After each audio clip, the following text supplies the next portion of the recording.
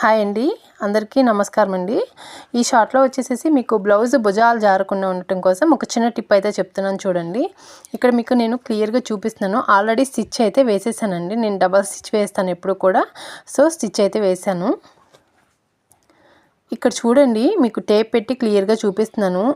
మెడ వైపు వచ్చేసేసి 3/4 అంగుళం మాత్రం ఖర్చు పెట్టానండి. అలాగే చంక వైపు చేతులు జాయిన్ చేసే వైపు వచ్చేసి 1/2 అంగుళం మాత్రమే ఖర్చు పెట్టానండి.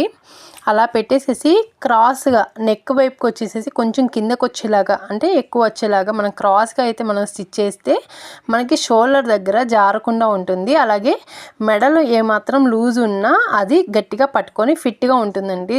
భుజాలు జారటం అనే ప్రాబ్లం అయితే ఉండదు. ఈ టిప్ మీ అందరికీ నచ్చిందని అనుకుంటున్నాను. కొత్తగా చూసినట్లయితే సబ్స్క్రైబ్ చేయండి. అలాగే మీ ఫ్రెండ్స్ అండ్ రిలేటివ్స్కి షేర్ చేయండి. Do watch for more videos. Thank you.